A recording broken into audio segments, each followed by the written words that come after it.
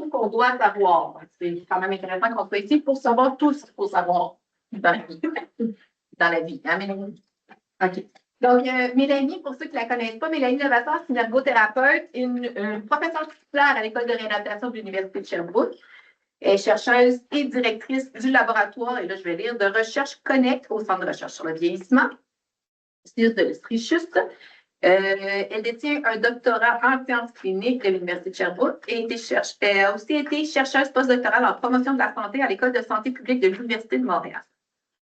Elle détient actuellement une chaire de recherche du Canada sur la participation et la connexion sociale des personnes aînées. Elle est notamment financée par un volet Fondation des IRSC. Son programme de recherche cible le développement et l'évaluation d'un continuum d'intervention innovante pour favoriser la participation sociale des personnes aînées, incluant l'accompagnement citoyen personnalisé de l'intégration communautaire, ABIC, le programme Remodeler sa vie, Lifestyle Redesign, et les environnements inclusifs. Ces travaux portent aussi sur les actions pour rompre avec l'agisme et la robotique sociale. Donc, sans plus tarder, je laisse la place. Merci, Karina. Bon midi, tout le monde. Contente d'être avec vous. Désolée du petit délai des soucis techniques. Merci aux helpers des soucis technologiques qui nous ont aidés. Donc, c'est vraiment un plaisir pour moi de vous parler de partage. Donc, on a eu un financement là, du FRQ sur les laboratoires vivants, puis on est très vivant et content de vous introduire cette innovation-là. Donc, qu'est-ce que c'est partage? C'est un acronyme pour participation sociale lors du grand âge. Puis, on avait intitulé notre projet vers la co-création d'actions et de milieux de vie inclusifs par, pour et avec des citoyens de l'Est. Donc, j'ai divisé ma présentation. J'ai divisé ma présentation. Ma souris n'est pas dans le bon écran. Et mes slides ne changent pas quand j'utilise les flèches. Oui, le pointeur. En tout cas, oui, le pointeur, oui. On va y aller avec le pointeur. Donc, j'ai divisé ma présentation en 3 grandes sections. Quel nouveau laboratoire vivant doit-on réaliser? Quelle est la composition de l'équipe et l'implication du milieu de pratique? Fait que là, vous avez même vu que dans ma... Oh, les slides ne changent pas à l'écran. Ça marche à distance, en tout cas. Pardon? Ça fonctionne à distance, il voit le bon écran. OK, mais pas ici. Non. S'il vous plaît. Ben, Mathieu, il y a tellement de... Mathieu, non, je ne sais pas. Moi, il change à l'écran. Moi, il change à mon écran. Oh my God. Ah oui, la souris, sinon, ça ne marche pas. Bon, clique, ça suit. Ah. Non, ça ne se suit pas. C'est comme s'il y avait des autres. Ça, il y en a comme...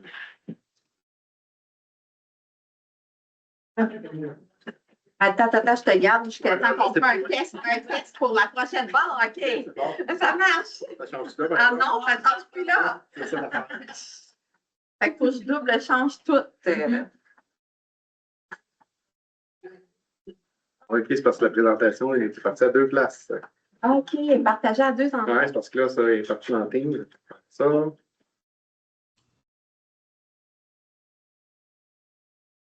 Donc, ce n'est pas un laboratoire qu'on fait virtuel, by the way.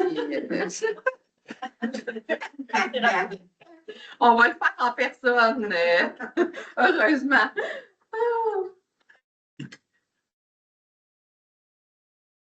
C'est bon. Tu partages le bon écran, puis c'est ça ton distance. Oui, c'est jusque-là. Tu n'auras plus ton mode présentateur. Elle a plus son mode présentateur. C'est pas grave. Avec, ça va me permettre de rattraper le petit délai. Je vais avoir moins de choses que je vais dire, parce que ça va me permettre de rattraper le petit délai. Tout va bien. OK, changer. Ouais. Excellent. Donc, 3 volets à ma présentation. Quel nouveau laboratoire vivant doit-on réaliser?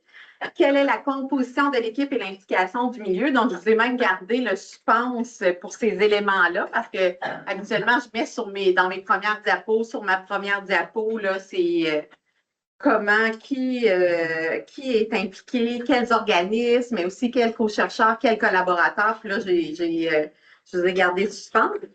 Quel est le potentiel transformateur et la portée de ces retombées-là? Donc, si on commence par le nouveau laboratoire vivant, bien, le but, c'est vraiment de ce laboratoire vivant-là, puis ça s'appuie sur nos années de travaux dans l'équipe de recherche là, sur le continuum pour favoriser la participation, la connexion sociale des aînés.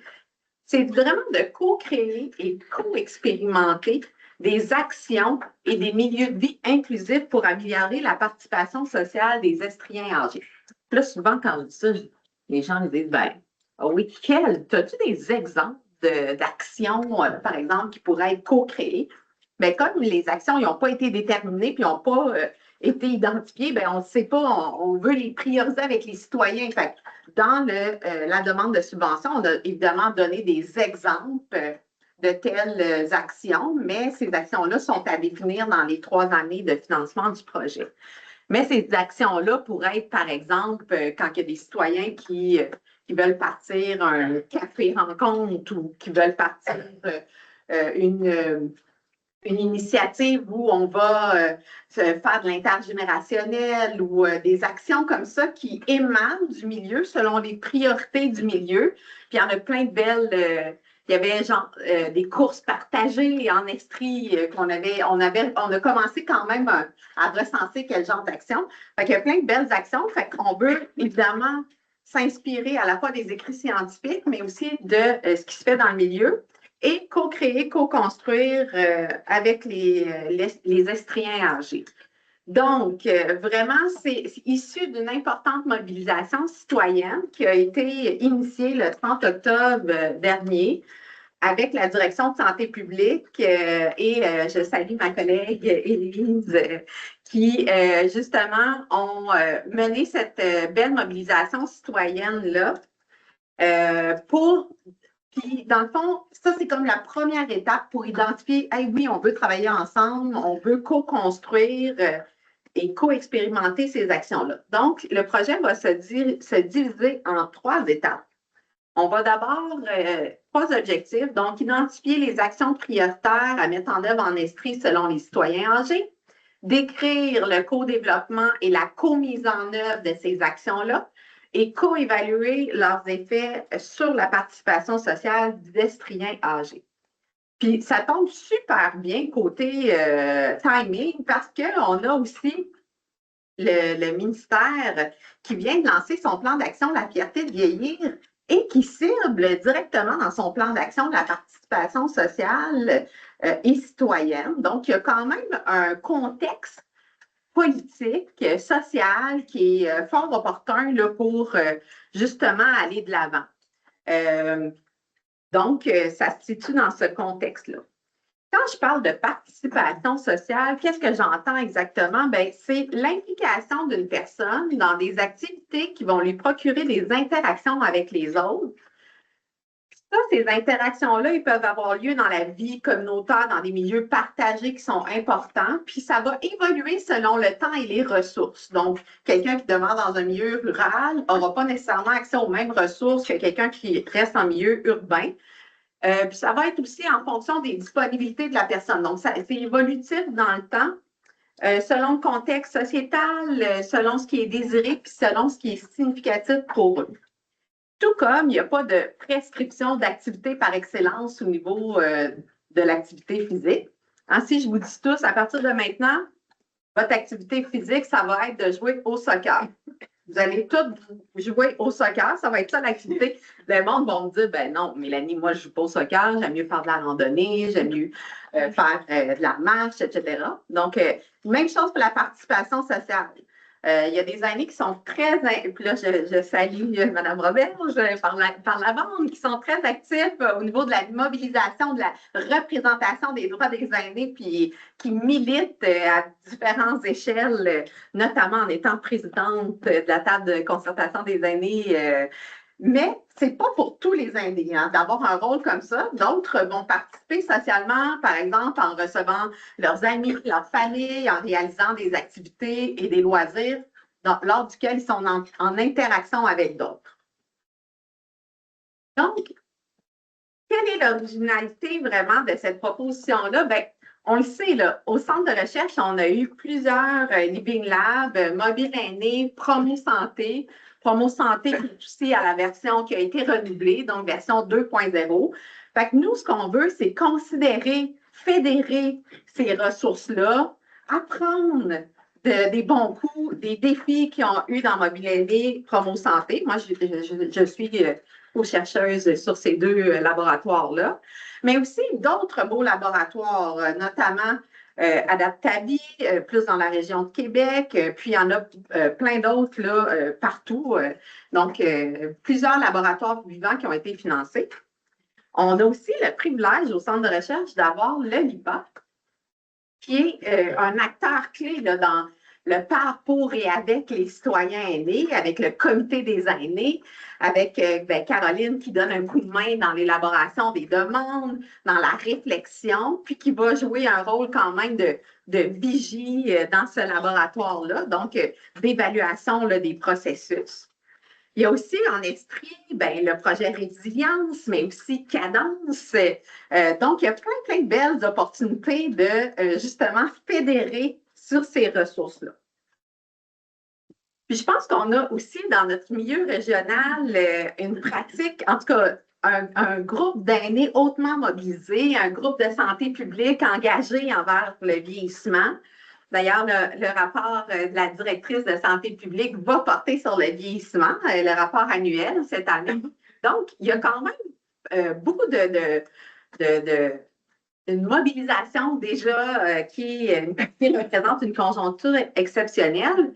Puis, on a aussi de belles enquêtes, l'enquête canadienne longitudinale sur le vieillissement, mais aussi Nuage, l'enquête estrienne, des données de recensement. Donc, tout ça, on peut comme faire parler ces enquêtes-là davantage pour expliquer qu'est-ce qui se passe au niveau des citoyens. Puis, évidemment, moi, j'ai une expertise au niveau de la promotion de la santé. Fait que le laboratoire vivant s'appuie sur comment on peut, pas s'attarder juste à expliquer la maladie ou la perte d'autonomie, mais voir comment les aînés qui réussissent à s'engager davantage, qui réussissent à participer davantage, quels sont les facteurs explicatifs de tout ça, puis comment on peut justement favoriser la résilience, le bien-être, la participation sociale, la santé, en s'inspirant, en regardant c'est quoi dans l'environnement qui va favoriser ces aspects-là de positifs en santé. Actuellement, on fait face à une épidémie de solitude et d'isolement, puis on dit qu'il y aurait un Québécois âgé sur 2 qui se sent seul ou isolé. Et ces résultats-là, les conséquences de cet isolement et de cette solitude-là sont vraiment hautement négatifs, hautement délétères sur la santé des aînés, mais pas que sur la santé des aînés, sur la santé des collectivités et des sociétés aussi. Donc, ça a un impact, oui, ça augmente le risque de mortalité, le risque de morbidité chez les aînés, augmente le risque de suicide, de démence, ça diminue la santé, cet isolement, cette solitude-là. Il y a même une étude, une méta-analyse qui a montré que, puis une grosse méta-analyse là, qui regroupait plusieurs études là, auprès de plus de 300 000 personnes qui ont participé et qui ont été suivies sur 7 ans. Puis ceux qui étaient mieux intégrés dans la communauté, qui avaient de meilleures relations sociales, avaient un risque de mortalité réduit de 50 % versus ceux qui étaient isolés et qui n'étaient pas en interaction avec d'autres. Donc, il y a un coût à la fois individuelle, mais aussi sociétale. On n'a pas de données, malheureusement, canadiennes ou québécoises, mais on parle de 6,7 millions par an de dépenses excédentaires de santé aux États-Unis liées au coût de l'isolement. Donc, c'est vraiment préoccupant. Puis quand on regarde au Canada puis au Québec, on s'aperçoit qu'au Québec, Ben, on est dans ceux qui ont les couleurs plus pâles indiquent une fréquence restreinte, plus diminuée de participation sociale. Fait qu'on est parmi les provinces où il y a un plus faible taux de participation sociale. Donc, ça augmente notre défi. Puis ça a été confirmé. On a refait des analyses là, plus récentes avec l'étude longitudinale canadienne sur le vieillissement. Puis c'est une tendance, malheureusement, qui se maintient. Quand on leur pose la question, est-ce que vous aimeriez participer davantage? Ben, on a aussi une proportion d'aînés qui est moindre, qui voudraient participer davantage. Fait qu'un double défi, une participation moins fréquente des Québécois vieillissants, puis une participation et un désir de participer davantage qui est aussi moins fréquent que dans certaines provinces. Pourtant, la participation sociale, ben, je vous l'ai montré, c'est associé à une réduction de la mortalité, mais aussi une réduction de l'utilisation des services de santé et de médicaments, du déclin fonctionnel cognitif, des symptômes dépressifs, et c'est associé à une augmentation de la santé et de bien-être.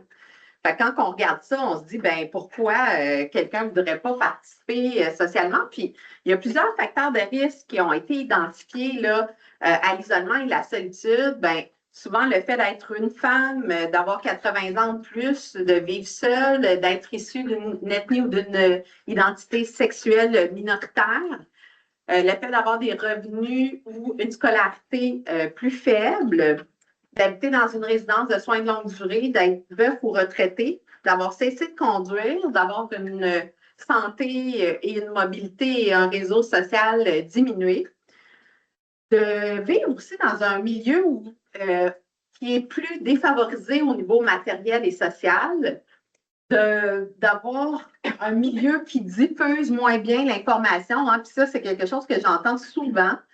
Les gens disent, ouais, mais moi, je ne savais pas que cette opportunité-là ou cette activité-là, elle existait. Donc, les possibilités de participer, même les services de santé, le peu d'informations souvent qui circulent par rapport à ça pour promouvoir ça.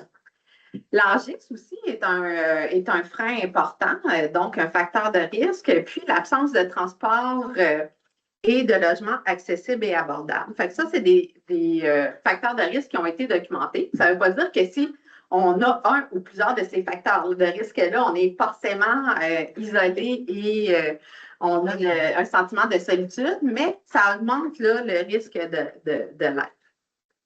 Puis, bien, les acteurs de la santé publique sont hautement, dans les contextes favorables, sont hautement engagés envers la participation sociale et citoyenne. Puis, je vous montre ici, depuis 2014 en 2018 et en 2022 aussi, on a eu des enquêtes de santé populationnelle estrienne qui ont inclus des mesures de participation sociale. Puis ça, c'est pas toutes les régions du Québec qui ont la chance d'avoir des données, des résultats de participation sociale.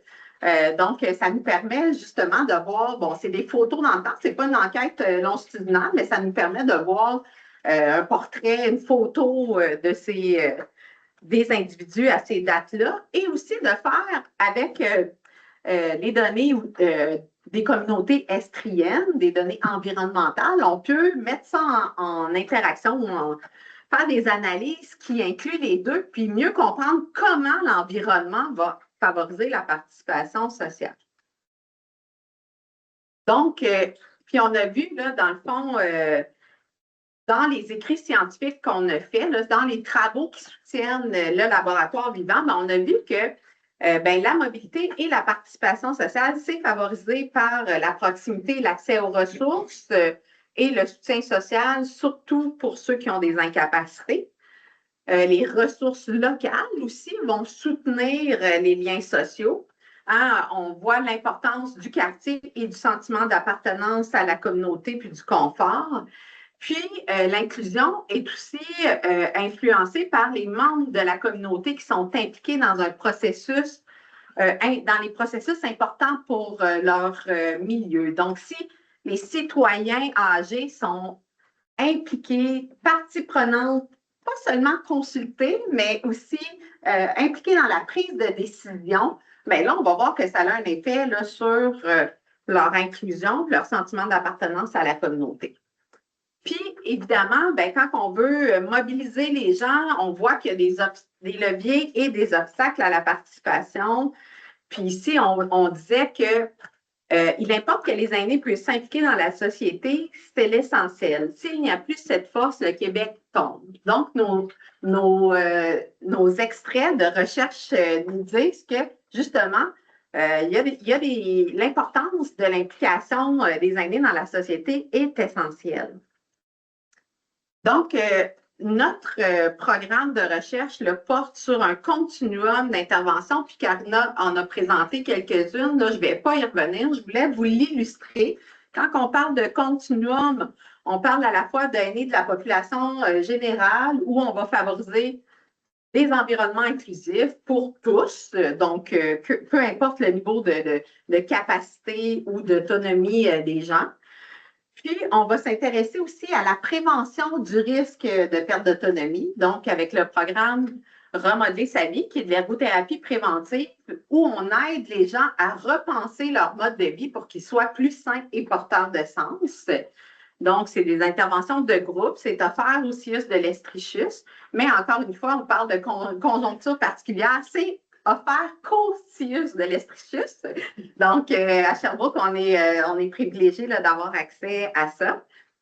La robotique, j'en parlerai pas, mais j'y reviendrai si vous avez des questions spécifiques. Puis, l'accompagnement citoyen personnalisé, c'est quand un citoyen bénévole aide une autre personne ayant des incapacités à s'intégrer davantage dans la communauté. Puis, on le fait actuellement avec la corderie de Sherbrooke auprès d'aînés qui ont une déficience auditive. Donc, nos travaux, les résultats de nos travaux nous disent que le quart ou même la moitié, elle souhaiterait participer davantage. Puis ça dépend dans quel contexte. Là, tantôt, c'était plus autour du corps, ce qu'on avait cartographié. Mais aussi qu'il y a des inégalités selon le genre et le milieu. Donc, ces inégalités-là font appel à prendre en compte le milieu des gens quand on se questionne sur leur participation sociale, mais prendre en compte aussi leur genre. La proximité des ressources, je le mentionnais, le soutien social, le transport puis la sécurité du voisinage, on sait que c'est important.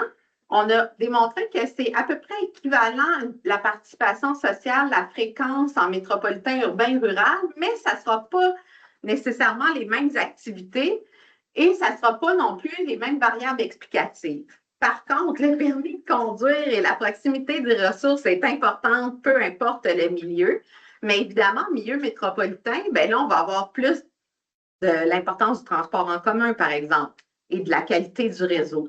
Tandis qu'en milieu rural, on a vu que les enfants dans le voisinage, puis le fait de vivre depuis plus de 20 ans va avoir une influence. Ça, c'est avec les belles données de l'étude nuage qu'on a montré ça.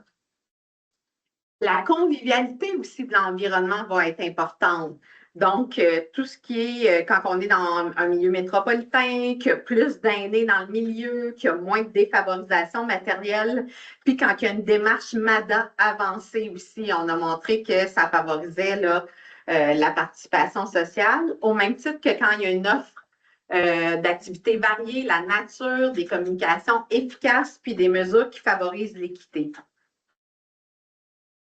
Rapidement, le sentiment d'appartenance à la communauté va aussi être influencé par la résilience et une meilleure participation sociale, puis la proximité des ressources. Fait que, tu sais, nos petits commerces de quartier sont très importants, ces commerces-là, pour favoriser la participation sociale. Puis c'est pour ça que quand on a des giga Costco dans une aire très lointaine, ça ne favorise pas justement de se rencontrer informellement dans les commerces, de se voisiner, de se voir par rapport à ça.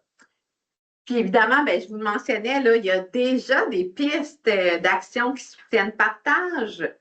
Par exemple, on est en démarche de faire un meilleur portrait là, des estriens âgés, puis je vais vous en parler là, tantôt, mais on a identifié aussi certains déjà besoins prioritaires dans nos études antérieures. Donc, soit d'être informé, mais aussi d'être accompagné. Donc, quand on va à une activité, souvent un frein, c'est Les gens aiment ça, aiment pas se rendre à une activité seule. Donc, ils aiment ça avoir quelqu'un qui va des fois juste les conduire là, mais aussi des fois rester avec eux puis les aider à s'intégrer. Puis dans l'accompagnement citoyen, c'est une des choses qu'on fait. On aide les gens à s'intégrer dans des nouvelles activités. Puis, je vous amène à réfléchir aussi, quand on a, en vieillissant, des fois, on a une petite perte au niveau de la vision, une petite perte au niveau de l'audition, une petite perte sensorielle. Puis là, on arrive dans un nouvel environnement, puis ça fait longtemps qu'on n'a pas l'habitude, on n'a pas interagi peut-être avec d'autres personnes cette journée-là ou la veille. Puis là, on arrive dans un nouvel environnement, c'est toutes des figures nouvelles. Comme ce n'est pas le cas pour moi ici aujourd'hui, je me sens quand même assez en famille. Mais l'idée, c'est que c'est intimidant quand on arrive dans un nouvel environnement comme ça. Quand on entend et on ne voit pas tout à fait des signes que quelqu'un veut entrer en conversation avec nous, qui va comme des fois nous saluer, puis on ne va pas l'avoir entendu, qui va nous faire un signe, un sourire, qu'on ne va pas l'avoir vu. Donc, tout ça, en vieillissant, ça peut être un défi aux interactions et à la participation sociale.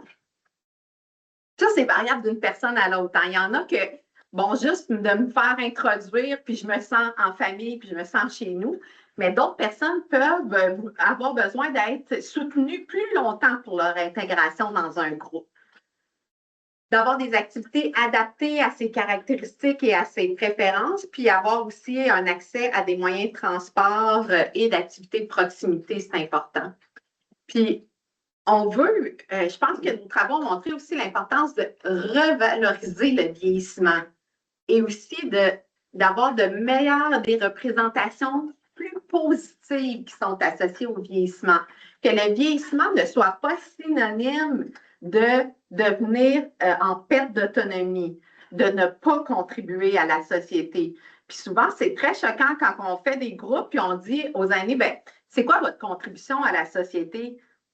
Bien, notre société véhicule tellement des valeurs de productivité, de contribution chiffrée en termes de travail productif rémunéré, que souvent, il y a certains aînés qui savent, moi, là, je suis à la retraite, là, je ne contribue pas. Hein? Ben non, voyons, on contribue, les aînés contribuent de plein de façons, par le bénévolat, par leur savoir, leur mentorat, garder les petits-enfants, il y a plein d'exemples. Souvent, on s'en est aperçu pendant la pandémie, les aînés étaient restreints dans certaines activités, dont des activités de bénévolat. Puis là, ben, on manquait de bras, puis de jambes, puis de mains pour livrer les papas roulantes, etc. Donc, les repas étaient compromis pour certaines régions parce qu'il n'y avait plus assez de bénévoles qui pouvaient là, faire ces tâches-là. Dans les représentations aussi, pour mieux comprendre, il faut arrêter de penser aux aînés comme un groupe étant homogène. C'est un groupe très hétérogène. Puis là, vous allez me dire, ouais, mais Mélanie, les baby boomers sont plus instruits puis sont en meilleure santé. Oui. Puis avec Dolores, on a montré que oui, ils sont plus instruits, sont en meilleure santé, mais il y en a qui sont moins instruits quand même, puis il y en a qui sont pas en santé. Fait qu'on a une hétérogénéité de profils de baby boomers comme jamais auparavant. Ils sont encore plus diversifiés que les cohortes précédentes et diversifiés dans leur façon de voir leur bénévolat et de s'engager dans la communauté. Fait que ça aussi, là, ça change les perspectives. Les organismes communautaires sont un peu débousselés de cette nouvelle réalité-là. Puis je pense qu'il faut favoriser davantage les liens intergénérationnels, puis évidemment les soins de santé. Puis, tu sais, souvent, on regarde les besoins en maintien à domicile, puis on se dit, ben voyons, on a fermé des lits pour réinvestir en soutien à domicile, en maintien à domicile, mais les ressources, les sous n'ont pas suivi. Fait qu'il y a des besoins criants, puis des personnes hautement à risque à domicile qui doivent aller vivre en CHSLD ou dans des résidences. Puis, ça serait peut-être pas ça le choix le plus coûteux. C'est le choix le plus coûteux, évidemment, de vivre en CHSLD. Mais il y aurait peut-être des façons de faire en sorte que ces gens-là restent plus longtemps à domicile. Fait, bref, tout ça, puis les liens intergénérationnels, hein, pourquoi on parle de résidence pour aînés? Pourquoi ce n'est pas une résidence? Pourquoi ce n'est pas accessible à toute génération? Pourquoi on ne favorise pas davantage de mixité dans ces lieux-là? Donc, tout ça met la table pour co-développer et mettre en œuvre des actions. Fait, comment on va s'y prendre exactement? Donc, vous avez vu quand même qu'on a beaucoup de travaux qui tiennent ça, puis un contexte estrien aussi par, pour et avec les personnes aînées, des gens mobilisés, des partenaires aussi, représentants des aînés. Bien, on a utilisé évidemment la méthodologie du laboratoire vivant. Qu'est-ce que c'est? Bien, c'est un processus dynamique et itératif en conditions réelles et avec des citoyens âgés qui sont au cœur de la démarche. Donc, pour ça que je vous disais que ça commençait par la mobilisation citoyenne là, qui a été initiée par la Direction de santé publique. Donc, c'est aussi défini par une innovation ouverte et une conception participative en continu. Fait que tout au long du projet, on est en interaction avec les citoyens âgés, puis on veut leur feedback qui s'impliquent, mais aussi qui co-construisent, co-évaluent avec nous les actions de participation sociale. Donc, on a 5 étapes.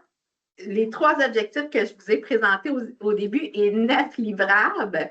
Puis, je vous ai présenté ici un peu les étapes. Donc, étape 1 qui a déjà été réalisée, c'était la journée initiale de citoyenne, la mobilisation le 30 octobre dernier, où on a identifié des défis de participation sociale en Estrie. Défis qu'on va vouloir reclarifier ou remettre, clarifier la situation en faisant des portraits, en faisant à la fois des portraits des initiatives qui existent au niveau de la participation sociale, mais aussi comment les milieux, avec des données d'enquête, comment les milieux favorisent la participation sociale. Puis je vous ai parlé aussi de questionner d'autres laboratoires vivants et les enquêtes populationnelles aussi, comment ils peuvent être des milieux de participation. Donc, on a un plan de communication, de diffusion qui est prévu aussi avec la Direction de santé publique, les communications de l'Estrie, mais en interaction avec nous. Donc, ce plan de communication-là, pourquoi? C'est pour prévoir que, justement, le laboratoire vivant, bien, il est en co-construction, mais on tient engagé puis informer nos citoyens tout au long du processus. Donc, ce plan-là, là, ça va être une des premières étapes à mettre de l'avant avec des experts en communication. Ensuite, on aimerait réaliser une 2e journée citoyenne, hein, garder les gens impliqués, engagés, pour justement nous permettre de leur présenter ces portraits-là qu'on a faits, ou certains des portraits à tout le moins. Pour ensuite, dans une 2e étape, planifier l'action. Puis là, bien, dans la 3e journée citoyenne, on va vouloir identifier 4 à 5 actions prioritaires de participation sociale sur lesquelles on va vouloir travailler, co-construire là, avec des citoyens. Ensuite, on veut développer ces actions-là, les mettre en œuvre et les évaluer, notamment ben, par une recherche, un devis, une recherche mixte, mais aussi dans une autre journée citoyenne là, pour garder les gens mobilisés. Puis, on veut réfléchir et analyser cette action-là, puis il y a une autre journée citoyenne de prévue. Puis, ben, on aura un bilan aussi à part, mais ça se fait tout en continu. Dans le fond, dans un laboratoire vivant, on partage tout au long parce qu'on est toujours en interaction avec les citoyens, les savoirs générés. Fait ici, je vous ai mis un petit peu plus de méthodologie. Donc, scan environnemental des initiatives de participation sociale, mais aussi mise à jour des écrits. Hein, s'il y en a des bons coups qui ont été recensés dans les écrits, qui se sont faits ailleurs, on peut importer ça, puis exporter ça, pardon, puis en Estrie. Cartographier aussi le potentiel de participation sociale. Puis je vous ai mis dans la diapo suivante un exemple où on voit justement les zones plus foncées. On voit qu'il y a comme un potentiel de participation sociale qui est moins élevé, puis les zones plus pâles, on voit que là, le potentiel, non, l'inverse, en fait, le plus pâle, c'est plus faible, plus c'est foncé, c'est plus. Donc, ça est cartographié. Ça, c'est un premier indice de participation sociale qu'on a réalisé à travers le Québec, mais on veut le raffiner, notamment avec des travaux avec la ville de Sherbrooke. Donc, faire des analyses d'enquête, le LCV, mais aussi nuages, les enquêtes estriennes, donc des analyses plus fines qui vont porter sur la participation sociale, puis comment l'environnement favorise cette participation sociale-là en considérant certains facteurs personnels des individus. Des ateliers d'échange avec les autres Living Lab et les responsables d'enquête populationnelle. Je vous ai parlé du plan de communication et des journées citoyennes. Comment on va faire pour prioriser, dans le fond, nos groupes, nos actions prioritaires? On veut utiliser la méthode triage. Puis comment on va faire pour co-construire nos actions? On veut utiliser des ateliers de co-design, puis aussi la méthodologie du World Café pour faire tout ça. Donc, en attendant de débuter, puis là, je suis dans les temps parce que je veux garder du temps pour les échanges, évidemment, malgré les petits pépins techniques. Donc, en attendant de débuter, on a quand même mis à jour la recension sur comment l'environnement de quartier influence la mobilité et la participation sociale. Puis je salue là, mes étudiants à la maîtrise en ergothérapie qui font ce projet-là. On est aussi en élaboration d'un guide de bonnes pratiques pour favoriser la participation sociale accrue aux activités sociales et de loisirs avec la ville de Sherbrooke. Je salue Mélanie Caron aussi et le LIM, qui est un laboratoire interdisciplinaire d'innovation municipale qui finance ce projet-là, EMITAC. On veut, avec Concertation Aînés Sherbrooke, je vous ai parlé tantôt qu'on était en démarche là, pour faire le portrait des personnes aînées de Sherbrooke. Puis, toujours avec le LIM et la ville de Sherbrooke, on vient de déposer un projet pour cartographier cet indice d'accessibilité et d'inclusion aux activités sociales et de loisirs. Il y a une foule, dans une ville, il y a une foule de belles données, puis particulièrement à Sherbrooke, sur des éléments qui favorisent la participation sociale, qui soutiennent la participation sociale. Puis, on n'utilise pas le plein potentiel de ces belles données-là. Fait que une cartographie plus fine, plus spécifique à Sherbrooke, là, pourrait être faite, là, notamment avec des collègues en géomatique à l'Université de Sherbrooke. Et avec la ville de Sherbrooke et VADA, il y a aussi comme un projet de communauté bienveillante et voisins solidaires dans les quartiers de Saint-Jean-Baptiste.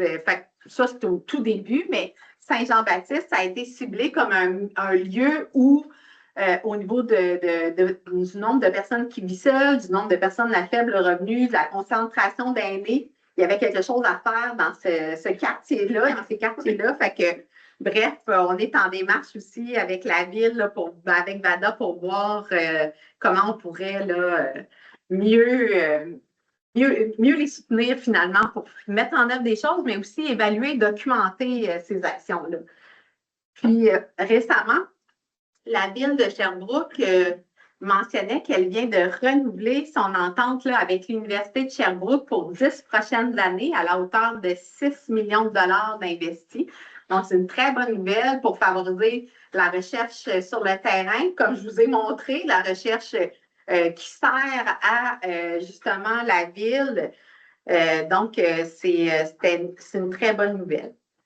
Donc, l'équipe, bien, en fait, on utilise vraiment une stratégie, puis ça, c'est adapté de Promo Santé, mais on utilise vraiment, vous avez vu les grandes étapes. Ici, j'ai remis les grandes étapes, les 5 grandes étapes que je vous ai présentées avec les instances de gouvernance. Donc, on s'est calé là, sur une gouvernance avec un comité consultatif, un comité de pilotage, des équipes de gestion là, qui vont faire le suivi plus quotidien, puis évidemment notre équipe de recherche. Puis je vous présente c'est qui. Donc, ben, l'équipe de gestion, c'est le noyau plus petit qui quotidiennement. Donc, moi, Élise, Madame Lepage, qui est la citoyenne co-directrice du laboratoire vivant, et Karine Bétrizé, qui est ma coordo de recherche. Puis, ben, fait que ça, on se rencontre vraiment régulièrement, puis on veille au bon grain du laboratoire vivant. Ensuite, le comité de pilotage, 4 rencontres par année, 2 citoyens avec le soutien de Caroline, de la médecin de santé publique, Stéphanie Lantier-Labonté. Puis là, ben, on a des partenaires comme Annie Lamontagne de l'OECDC, Maya Cole-Plamondon de la Maison des grands-parents et Samuel Baudouin de Gris-Estrie. Puis, dans notre comité consultatif, ben là, on a beaucoup d'autres partenaires. Ça, c'est 2 rencontres par année. La table de concertation des aînés de l'Estrie, mais aussi la Fédération des communautés culturelles, CERCOBI, les Townshippers, la Société d'Alzheimer, la coordonnatrice du CIUS en proche aidante et une chef de service aussi du CIUS en soutien à domicile.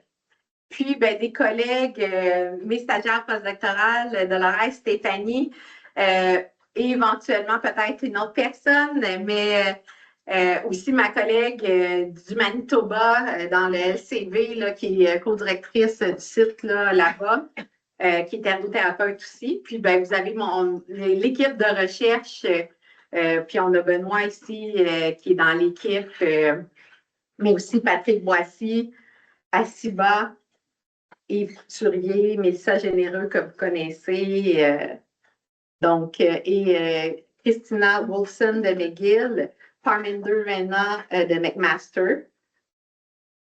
J'ai tout dit, puis je vous ai parlé de Stéphanie Lantier-Labonté aussi, tantôt médecin de santé publique là, à la direction de santé publique de l'Estrie et de Cara. Donc, le potentiel, je termine en vous parlant du potentiel de retombée. Bien, évidemment, je souhaite que ça serve aux Estriens âgés en premier lieu. Donc, une meilleure perception et place des aînés, de ces aînés-là dans la société, valorisation et reconnaissance, un meilleur sentiment d'appartenance à la communauté, meilleure relation sociale, diminution du jugement.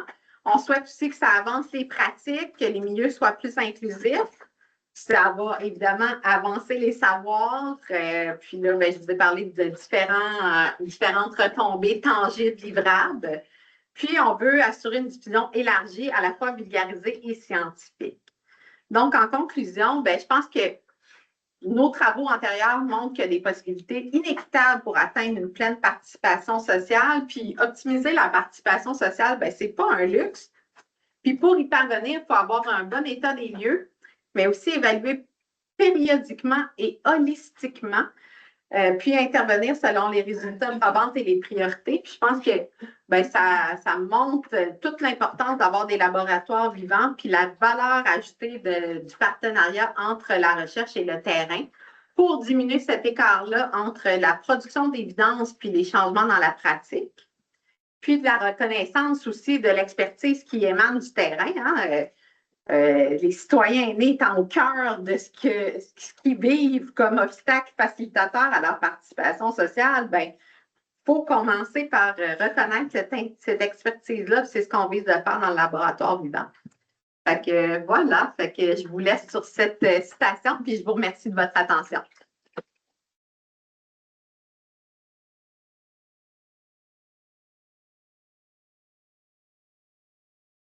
Un peu de temps pour les questions. Oui, une dizaine, 10-12 minutes. Tu veux que. Ben, il y a peut-être quelqu'un qui pourrait gérer en ligne, mais oui, je peux commencer par la salle. Je ne sais pas si vous avez des questions, commentaires. Oui. Pas au Québec, on participe moins qu'ailleurs. Il y a en plus aussi. C'est pas les Ben, il y a plusieurs. Faut-tu que je répète la question pour les gens à distance, probablement?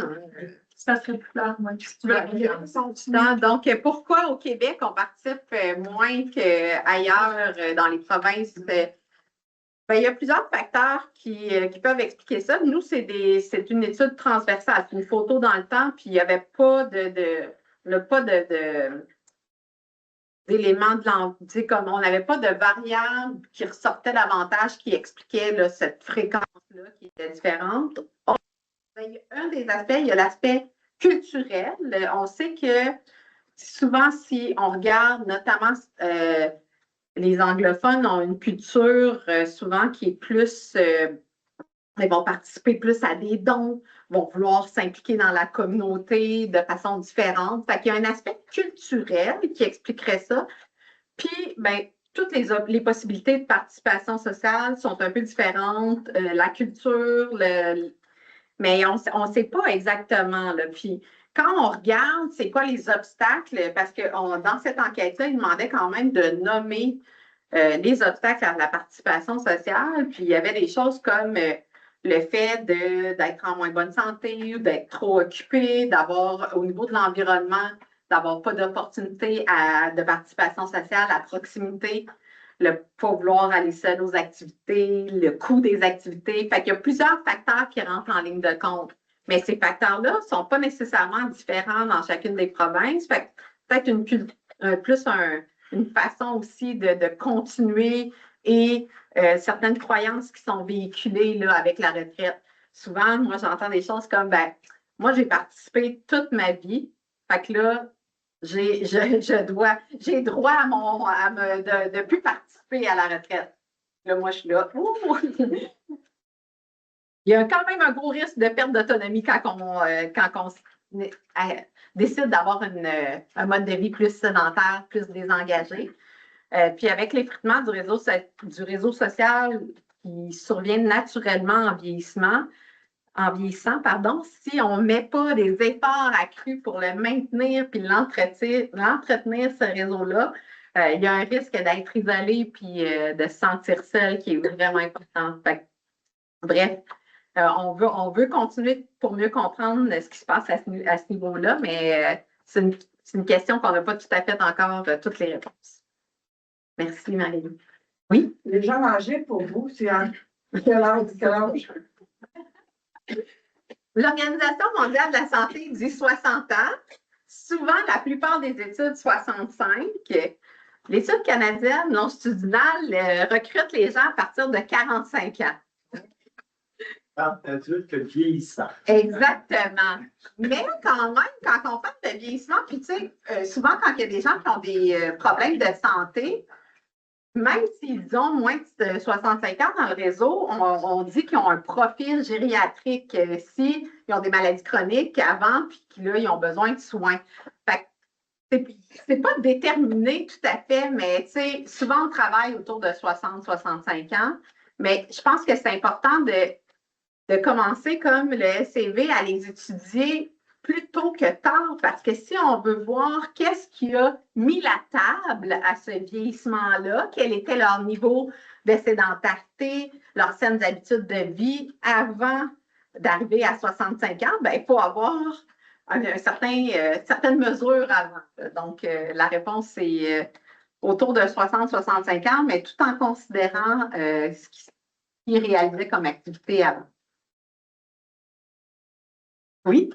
Comment de le faire en pratique si ce n'est pas déjà fait pour aller recruter, cibler les activités ou les gens qui vont participer, que vous allez suivre? Comment ça se passe?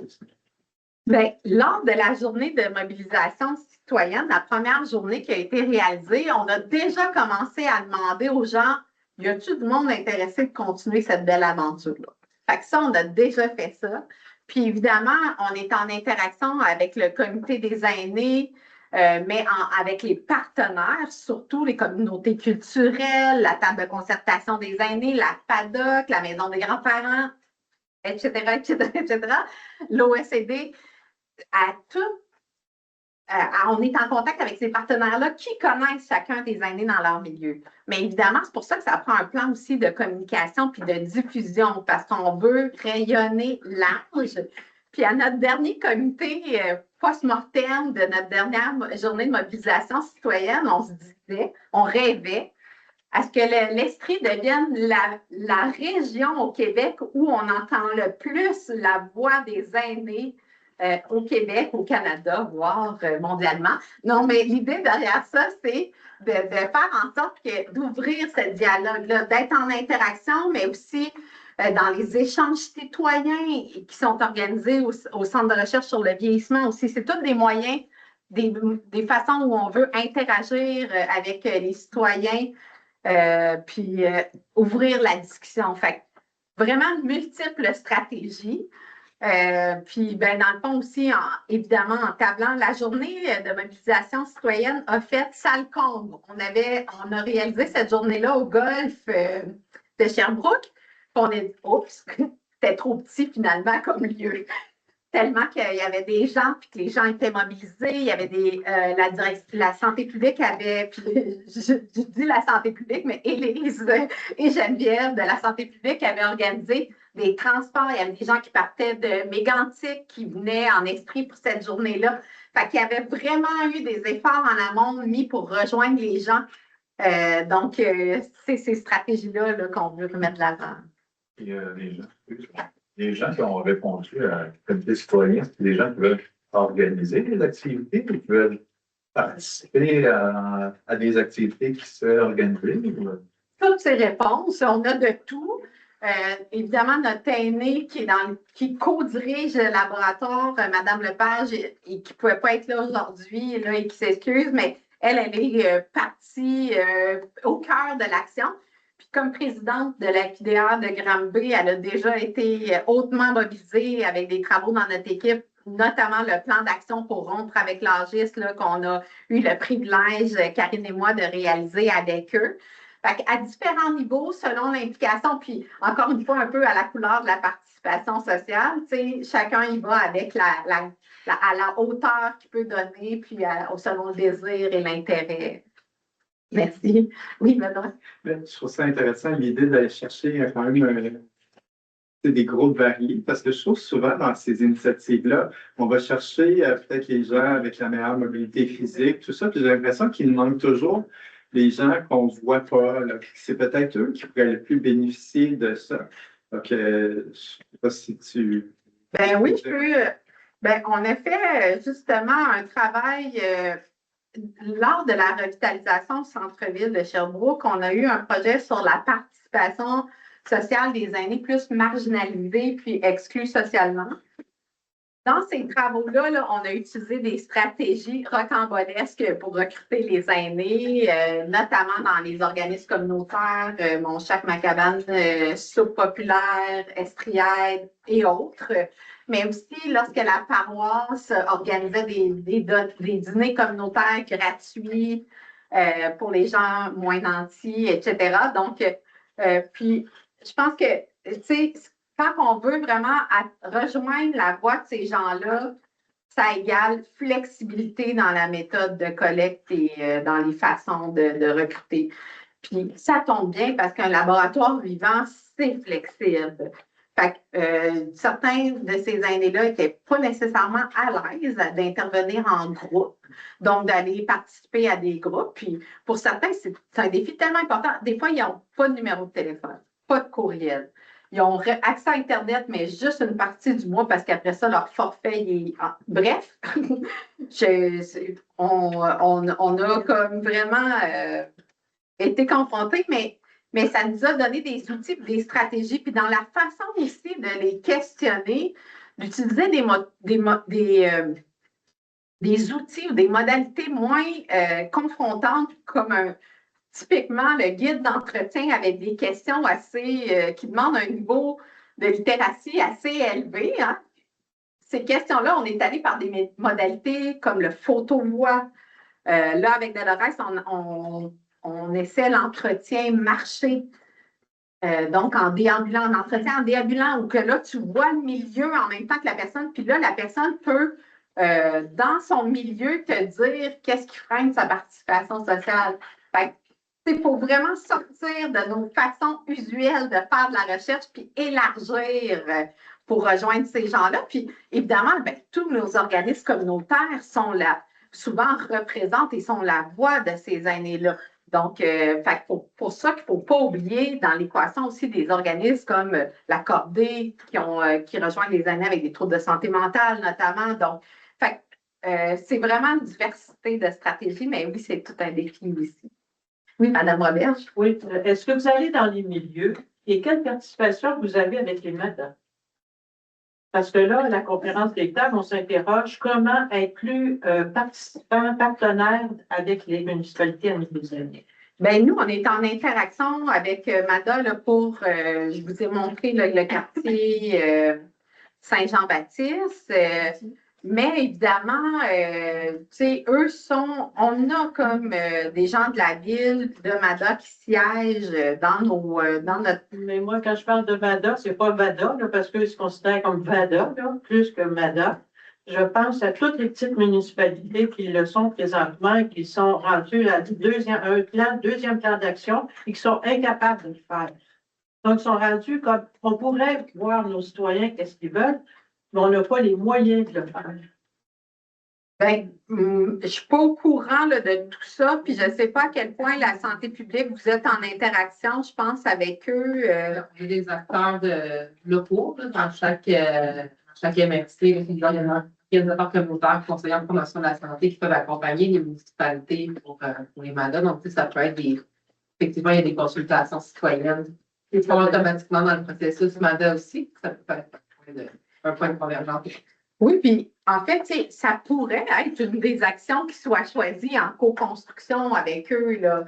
Parce que oui, mettre en œuvre un plan d'action, c'est de la grosse ouvrage. Puis, ben, si on peut aider, c'est ça qui est priorisé par les citoyens, puis qu'on peut aider, tout à fait. Mais non, on ne se substituera pas au MADA, évidemment.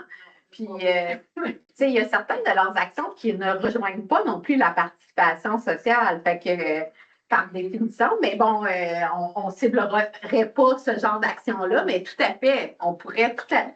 Puis, en fait, les belles, en attendant, ce que je vous ai montré, la diapo, en attendant ce qu'on fait, bien, ça illustre qu'il y a comme un mouvement, puis il y a plein de belles opportunités. Puis, quand on l'a vu dans la journée de mobilisation citoyenne, les organismes communautaires étaient présents, les citoyens avaient des choses à dire sur des actions qui ont lieu déjà en place. Puis nous, on veut s'inscrire là-dedans. Fait que oui, on va aller dans les milieux, puis oui, on veut travailler vraiment selon ce qui se fait déjà, qui se fait de bien, parce qu'on ne va pas réinventer la roue, puis on veut bonifier, dans le fond, ce qui se fait déjà.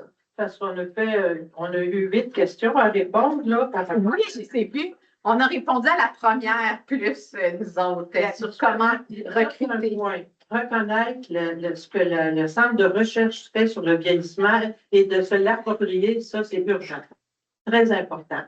Et dans tout ça, toutes les réponses qu'on a eues de toutes les régions, celle de l'Estrie, c'est celle qui est la plus active à ce niveau-là.